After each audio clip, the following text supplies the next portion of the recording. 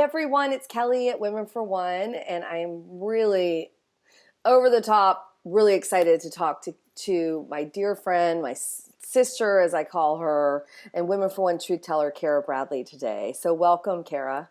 Thanks, Kelly. Yep. It's so wonderful to be here with you. We share so much so quickly, and I'm so honored to be part of your Women for One team.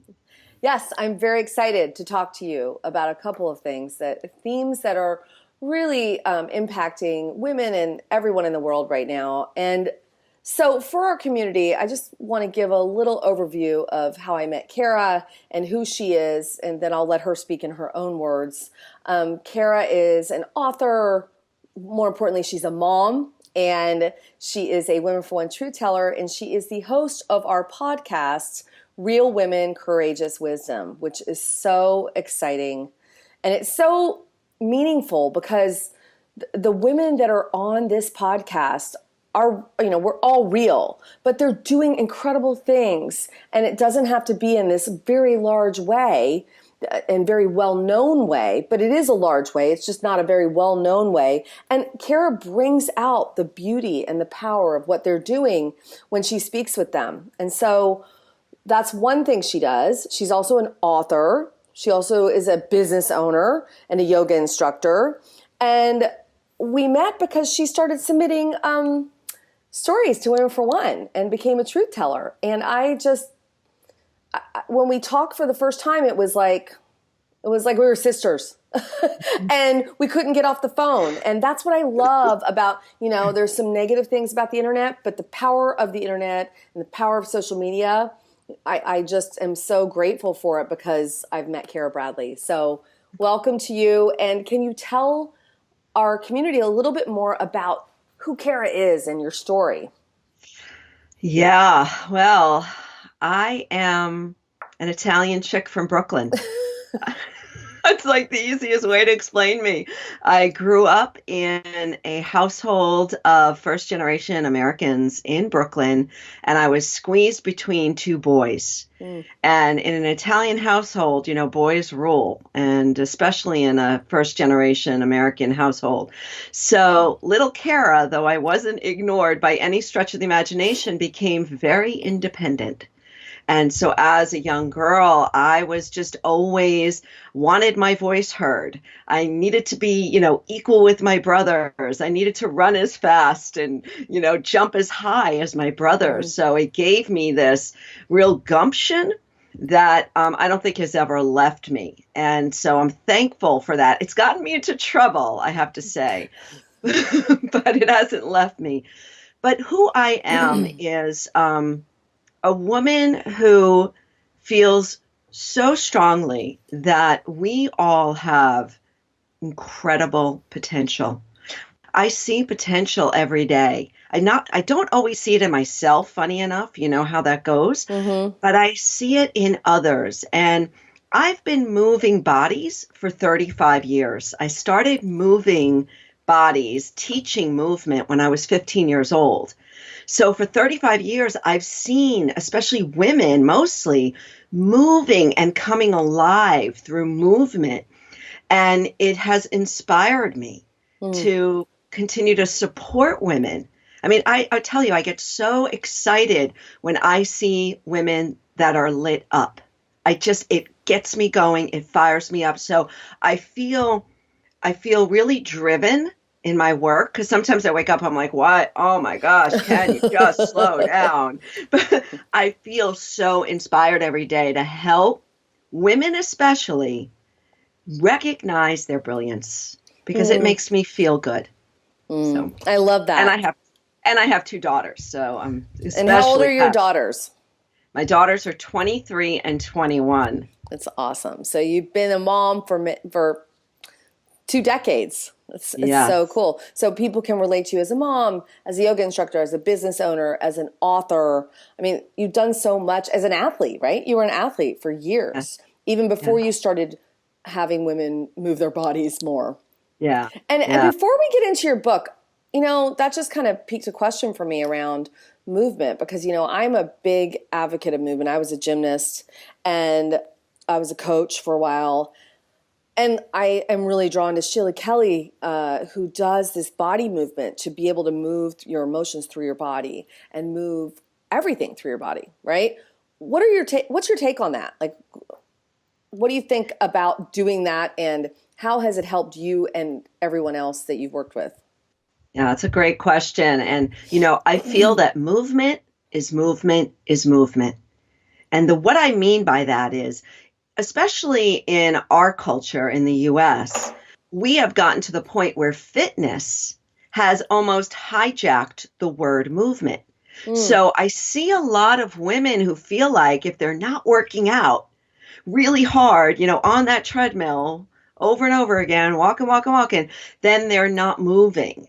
And what I put out there to all the women listening is, and men, is to reclaim movement for its own enjoyment and benefit. And so a walk around your block can be movement. Dancing while you're, scrubbing the dishes could be movement. Right. Movement. We're meant to move. And so what really hurts me and it pains me is when I see people shut down movement because they feel like they're not working out. And so let's just bring movement back in as a source of freedom to express ourselves, to allow emotion to move through us. Sometimes we just need to move our bodies to get out, anger or sadness. So I agree with you, Kelly. Movement is so much more than burning calories. Well, and when you said women, I'm just curious, when you said women shutting down when it's not exercise, can you dive into that a little bit more? Absolutely, because I've been teaching yoga, I taught aerobics, I taught skating, I taught everything, funk aerobics. And I remember that. Yeah. And I've seen women, say, oh, I don't do that. No, I can't do yoga.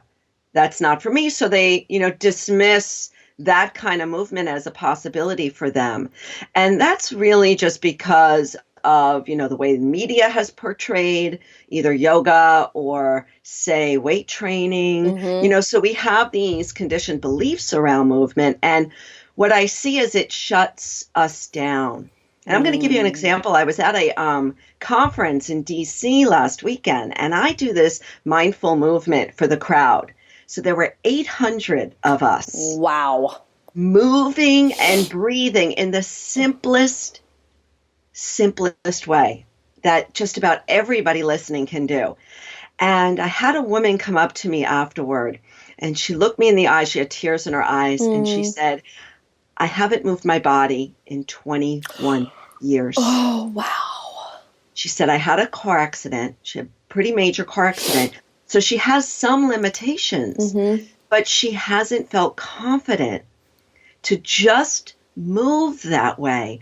And you could see this sense of freedom and aliveness coming through her. I mean, I just about fell down on the ground. It has stuck with me. We can all move. We can. And it makes me think of this man, Chris, who was a downhill skier, and he's a friend of mine now, and he's in my speaking group in Boulder. He actually climbed, he's paraplegic, and he climbed Mount Kilimanjaro. And with like a cycle, right? One of those hand cycles. And, he can even move. And I know we shouldn't always use that example, but I do use him as motivation when I'm like, I don't want to move, And as soon as I start moving, I feel better. I really do. So I have to train my brain. And then there's some times where I need to self-care and be like, you know what? I don't need to move. It's okay. Like, I'm just going to be right now. So there's that balance, don't you think? That's right. Absolutely. Absolutely. But like you said, sometimes just a simple walk around the block, not for speed or not for anything, but just to look at the sky and the trees. And that is expression. And to be present, right? To be present. And to be present. So, yeah. So that's a great in to your book. So I'm going to show everyone your book. So the book is called On the Verge, Wake Up, Show Up, Shine. And I love this book.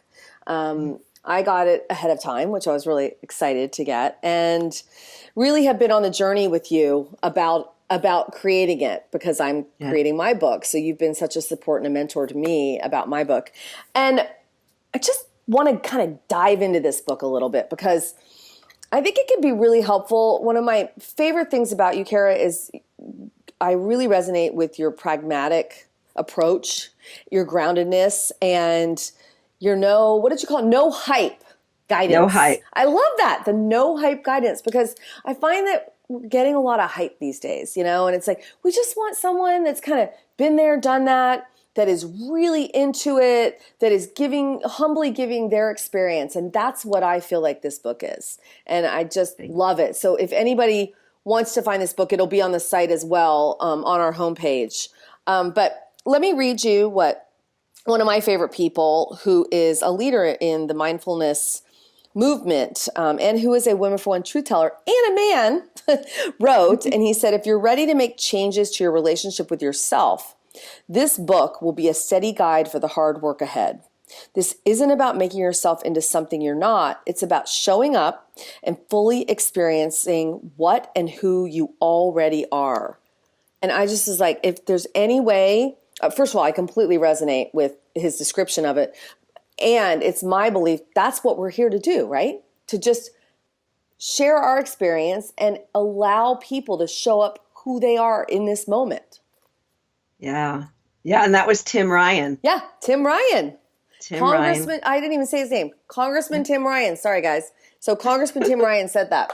So anyways, Cara, can you talk a little bit about why you decided to write this book before we kind of dive into some of the themes in it? Yeah. Well, it comes back to what I said earlier on, is that I have such faith and trust in our potential as human beings. Truly, truly, deep down, I know we all have the capacity to be compassionate, both to ourselves, to each other. We have the capacity to access our intelligence, this gut instinct that we all have. We all know what the right thing is. Mm-hmm. We all know. And so I believe we are already the best version of ourselves. And it's really a matter of experiencing that best version through presence, through experience, through aliveness. And when we can start to experience life fully, we start to trust ourselves, and then we shine. Then we just come out. So I wrote the book to help people recognize you don't need anything more. You don't need anything fancy. You actually don't even need the book. The book is just... I love that. You don't need this, but you don't need it. But it will help because, like you said before, I've just kind of been through the gamut myself. So I'm speaking from my own experience. I'm not some guru, that's going to, give you the magic pill. Right. I've just been through the doubt, the fear. I've been through the failure and the success. I've been through it all with myself and my family and my businesses that, I think I have something to share and some helpful ways for people to start to trust themselves more, really trust themselves. It's really about trust, isn't it? I mean, and so when you say wake up, show up, shine, the first thing I see, and I'm sure you've been asked this a million times, but how do you wake up, show up, and shine? Yeah. I love the word shine. Actually, shine's one of my favorite words in the English vocabulary. But how do you wake up, show up, and shine? Right. So it really is a matter of just showing up in this moment. When we can just arrive in this moment, good or bad, pretty, ugly, frantic, calm, doesn't matter. When we allow ourselves the extraordinary gift of just being present, we shine in this moment. So that may be, Kelly, me just knowing instinctively the next words, trusting, knowing the words that should come out of my mouth next, right? When I'm present, I'm not in doubt or fear. I'm just simply here, allowing myself to experience this conversation. And so I trust that what I'm going to say is going to hopefully connect with you and connect with others, right? Right. When we when we show up in the moment for our children, fully for them in the moment as a listener, as a guide, as a supporter, as a champion, we shine as parents. When we're in our head thinking they really should be doing this, or I want them to do that, it blocks us from truly shining in the present moment. And don't you think that for every human being, though, when you're like that, like if you're projecting on them, anybody, a child, a friend, a partner, a family member, it's blocking the connection. Absolutely. Absolutely. So waking up simply means waking up out of your busy mind. Those are the words I use, right? Because we all have busy minds. Yeah. Everyone has a busy mind. We all have busy minds. So to wake up, to recognize what the heck you're eating for lunch. Okay. Instead of thinking about your to-do list, wake up from your busy mind. Right here. Be here. Show up. Be here now. Ram Dass. Yeah, right? Ram Dass. I was just thinking that. Yeah. Love it. Show up in this moment. And then you'll start to recognize how you shine, whether you're in a board meeting or, a parent meeting at school. It doesn't matter. You will shine. You will come forth. All of your intelligences come online and you experience life in a way that's just bold and brilliant, I believe. Well, and when you say that, the first thing I think I was like, okay, I want to get this book, but does it have practical strategies, which I know the answer to that. But okay, that's great. I'm here. I'm not what if you wake up, and I'm thinking of one of our community members, and a lot of times me, I wake up, I'm stressed out. I've got a lot going on. I'm like, okay, that sounds all good for everybody else, but I'm busy. I'm I'm a worrier. I've got children. I've got a husband. I've got a household. I've got a job. How do I just simply be and then notice my shine? Yeah. Good question. Good question. So, instinctively as kids, we just knew how to be present, right? And some say at about 10 years old, we start to lose that. We start to carry, and it's probably earlier now, but we, carry some baggage, mental baggage, emotional baggage. Of course, it all depends on what your cultural conditioning. But around 10, we start to lose that natural capacity to just be here now. And what we can do now at this point in our lives is to start to train ourselves, to train our brains to show up on purpose. And that really is what mindfulness is. So paying attention on purpose in this moment as if your life depended on it. So if you're making breakfast for your children and you got to get out to work, you got to get them on the bus, you got this, Right. But that being there for your children for breakfast is really the most important thing that you need to do at that moment. We can train ourselves through practices and strategies to just simply show up in what I call our natural state of being, our natural state of aliveness. When we're present, we're naturally awake. We're naturally alert and responsive. Can you give can you give us a few examples of that? Like, is it breathing? I mean, I want to demystify mindfulness because absolutely, I have known it as a muscle that, I get distracted and I gently bring myself back. And sometimes I harshly bring myself back and I forgive myself, right? But what are some techniques that you love?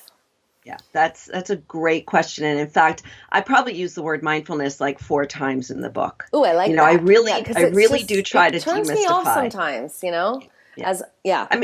Yeah, I'm with you. The word presence, oftentimes people just don't connect to. So being a Brooklyn girl, I like to just have it straight up. So that's the way I try to serve it. Right. Say it like it is. So simple things we can do. Breathe, right? Breathe. All we need to do is remember to breathe. Now, I know a lot of you listening are like, yeah, I've heard that before. Right. Stop, take 5 breaths, and just experience life. What is happening right now? Stop, take five, experience. I have a slew of primer practices. I love that. Primer, these little primer practices that help us to just notice our state. And they're simple. So simple. And I have them all on my app, and we can talk about the app. But cool. I have a free app with all these practices on there. And so stop, take five, experience is one. My other one that I teach a lot, sky gazing. Ooh. Right?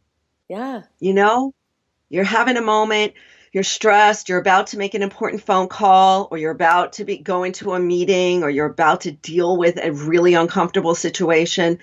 Find a piece of sky. You can find a piece of sky out a window. If you pause for a minute and just look at the sky, it has such a soothing, the expansiveness has such a soothing reaction to our nervous system, starts to stabilize. That parasympathetic, Yes. Right. That's great. I'm going to do that because I do it at night, but you could do it during the day too. I don't know what I'm thinking, you know? Yeah. Even when you're driving at a red light, you can just look up for a few moments. Just remember to look back. Yeah. Right. Yeah. I love that. Exactly. I love that. Yeah. And then there's movement as one practice. Again, just movement to move, not to burn calories or to get six-pack abs. Although, you know, sometimes you get that, but it doesn't matter. Movement to move is a way to synchronize your mind and body so that you're not living above your neck all day. As women, especially, we want to embody these this intelligent physicality that we have. We instinctively know how to do that. Right. Yeah. So the one thing that came up for me is like, okay, what about tribe? What about community? Do you have any suggestions on how to keep good company, like a lot of people said, and how to be able to say no in relationships and say yes to things that feed you? Well, we did this great webinar. Remember our webinar on tribes? Oh, yeah, we did the Finding Your Tribe. That's right. That's why I want to talk to you, because you're part of my tribe. And I got really clear about how to identify who I really wanted to manifest intentionally into my tribe and who I really wanted to let go with love. You don't have to be angry. You don't have to blame them, but really just to let go and say no from an assertive, loving place. Yeah. Yeah, well, Kelly, you and I have talked about this a lot. I saw a little tile on Women for One about a year ago, and it's become a mantra of mine. And it simply said, empowered women empower women. Empowered women empower other women. I want to be around people that are willing to empower me as well as themselves. So there's this very clear exchange of energy with the women that I have in my tribe, like you, Kelly. Right. Where, you know, and it goes beyond words. There's just an acknowledgement and a support, you know, and not every woman is maybe in the place in their lives where they feel like they can do that. So it's not to say we shun anybody, but if you need that plug, right? I think of it as a plug. Like, Kelly, you're a plug for me. You know, I can call you up and, you know, like you and I talk, it's like, how you doing? Not so well. Will you hold some space? Will you just let me bitch? Yeah. We need those women, and we need those women to reflect our power to us as well. Right? Don't you think? Yes. Yes. And then I love empowering women. And there are women I empower where I'm not expecting anything in return. No. It's okay. This is what I do. This is my calling, is to continue to empower women. But that close-knit people that I keep around me, you know, there's that real exchange of support. Yes. Very clear. Definitely. And I think moving into the space of making yourself your best friend. And there are times where I find where I get away from being my own best support. You know, and this is what I love about this book. It's like, you know what? I've got a ton of women in my life. And I'm so grateful for them. But the person that I need to put my oxygen mask on first is me. If I'm going to show up for others, I have to show up for myself first. Wouldn't you agree? Yes. Yeah. Can I tell you, do you remember the love object that I talk about in the book? I don't remember that, Okay. All right. but I Well, read it a while ago.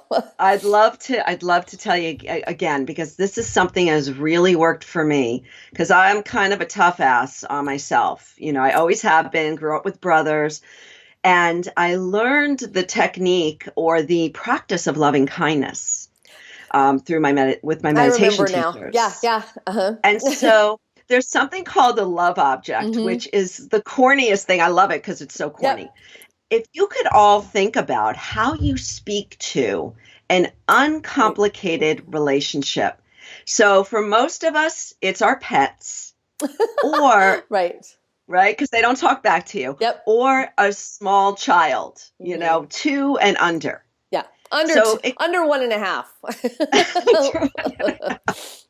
so it doesn't have to be, my dog died last year, but I still go back to my dog as my love object. And you just hmm start to think about, remember, or be conscious of how you speak to your pets or young child. You know how it's in a sweet voice, a goofy voice, hmm a friendly voice, very patient and kind of chirpy, right? Yep.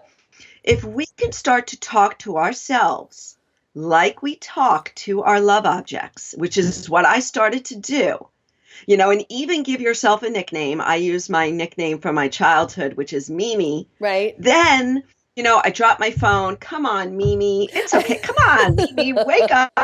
My husband It asked me to do becomes that. He's like, "Can you please talk to me like you speak to the dog?" And I'm like, "I'm trying. I'm really trying."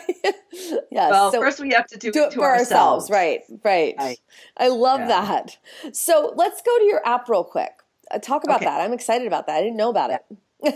So I had an app developed with my book. I Okay. remember my publisher, New World Library, asking me, so tell me about this app. Like, how are you going to use this app with your book? I thought most books have apps. I just assumed, but they don't. Right. So I have a free app to support all the practices in the book, because I know you out there, if you're like me, you're just turning the page. Yeah. Oh, that's a nice practice. I really, as To a reinforce teacher, it and as a teacher. Right. Right.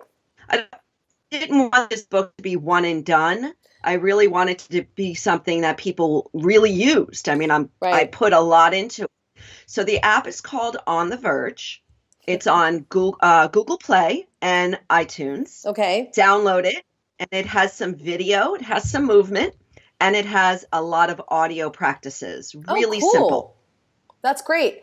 And yeah, I'm really excited about the app. And I think I want to tell you, speaking of strategies in the book, one of my favorites is the gut checks. Because I love Yeah. that. It's so real. It's not like honor your intuition. It's like gut check, baby. Like, let's get going here, you know? Can you talk about the gut check? Because I love that. I love the other strategies you have. I mean, it's a real interactive book. I mean, mine's all torn up, and I've written in it. And those are the kind of books I love. Yeah. Thank you. Thanks. Yeah, gut check. So I'm offering up these insights based on my own experience. Well, come on, we're all in this together. I really trust you, the reader, to have your own experience. Don't believe what I'm saying. Go inward and just do a gut check. When am I most distracted in my life? Is it when I'm driving? Is it when my kids are talking to me? Is it when I'm supposed to be, doing that and I'm thinking about that? Simple. When do I shine? Let's get real. We are shining already. You wouldn't be watching this interview if you weren't already shining in your life in some capacity. Do you shine by setting a beautiful place setting for dinner every night? Do you shine by just having, It could be so talk? simple. That's nice to know, Simple. because I get from my course and the other women that email me, they're like, I don't shine. I don't. So I love the small examples, because it really doesn't have to be this. And I'm not saying it's not big. It's more of, it doesn't have to be this large thing in the world, right? To shine. Yes. Yes. Yes. And it could be, that person that is, buying the coffee and makes conversation with people and makes other people feel important. It's people that acknowledge we all shine in many, many ways. So start giving yourself a little pat on the back and saying, yeah, hey, I shine here. I shine here. Maybe I could shine a little more there. That way it's just a little bit lighter and more fun as opposed to all this intensity. Trying. Yeah, just like you're saying about the working out, like have to do it. And then you beat yourself up if you don't do it. I'm finding more and more, like even with my weight or my working out, I'm like, I check in every day and go, you know what? My body doesn't feel like doing a ton today, but I'm going to just move it a little. And then I feel motivated to do more once I do that instead of shutting down and avoiding, if that makes sense. Yeah. And Kelly, steps. You're getting to the root of it. Absolutely. And what I say with the baby steps is start small, stay steady, and it will build effortlessly. Just give yourself small steps every day. And I love what you're saying about this is what we're talking about. It's turning the mirror back on us and saying, I'm not so bad. I'm not so damn bad. Yeah, let's start loving ourselves a little more and caring, and we will start to show up in the present moment. We will start to feel better. I want us all to be empowered. I truly, truly do. That's great. So how can people, what are you up to right now? How can people get in touch with you? Oh, well, my website's the best place. So that's carabradley.net. Okay. And I'm also on Facebook, Instagram, and Twitter, LinkedIn, all those places. I'm pretty active on social media. But I send a weekly email out with my podcast. So I have the Real Women, Courageous Wisdom. Which we didn't even talk about today, but you can see Cara, Cara every week. I love that. Yeah. It's great. I feel so honored to be able to do that. Thank you for the opportunity. Oh, we're so honored to have you. It's awesome. So much fun. And also I have another podcast called On the Verge, and those are just short 15 minutes. You'll hear me talk about a different topic. So I'm busy with that and promoting my book and teaching to schools and corporations now, which is really fun. Yeah. Congratulations with this book. It's so wonderful to have someone, a year ahead of me in your book and telling me, just sharing so beautifully with me and connecting about it and mentoring me when I'm cutting words and I'm pacing things together and I'm thinking about promoting it, because really it's about getting our experiences out there. Right. And I mean, for me, the book was like a journey in itself. I grew and learned so much. Did you? So much. Oh my gosh. I mean, it's like I'm a different person now. I actually feel like a decent writer now. And I always never felt like a good writer. So if you don't feel like a good writer and you want to write something, go for it. Because I tried it. I was not very bright. I just went for it. Well, and I trusted, Cara. You trusted. Yeah. I'd love to share with you all listening. I submitted my first published blog post was with Women for One. Oh, and I that's remember it was years ago awesome. and I submitted and I got an acceptance back, and that started me on my path. Oh my gosh, it's so awesome. Isn't that amazing? Women for One gave me the confidence to write blogs, to share my stories. And now I'm an author. So that's such an incredible. I actually want to put that on as a testimonial on Women for One, because I have never felt like I am this incredible writer, but I always felt like I had things that I wanted to put out into the world, and one of the mediums is writings. And I really, when I started Women for One, I wanted every single woman to be accepted with their blog post. I don't ever want to have to reject a blog submission based on the writing. I mean, if it's judgmental or it's hateful, obviously we would reject it. But other than that, we accept, because we believe every single woman and man has something valuable to share in their experience with others. Yeah. Thank you for Oh, that. yeah. Thank you for that platform. That's awesome. Amazing. So thank you so much for speaking with us. And I really, really hope I'm going to show it one more time. First of all, I love the colors of this book. It's so Yes, cool. You so know, do it's I. such a great book, you know, On the Verge, Wake Up, Show Up, Shine, and check out Cara on her site, carabradley.net. No, Yeah. carabradley.net, right? Yeah. And Yeah. it'll be on our page. And also her app, which I need to download because apparently I didn't know she had one. And I'm like amazed that I didn't know that. And I wish you well. And thank you for being our podcast host. And thank you for showing up and shining yourself.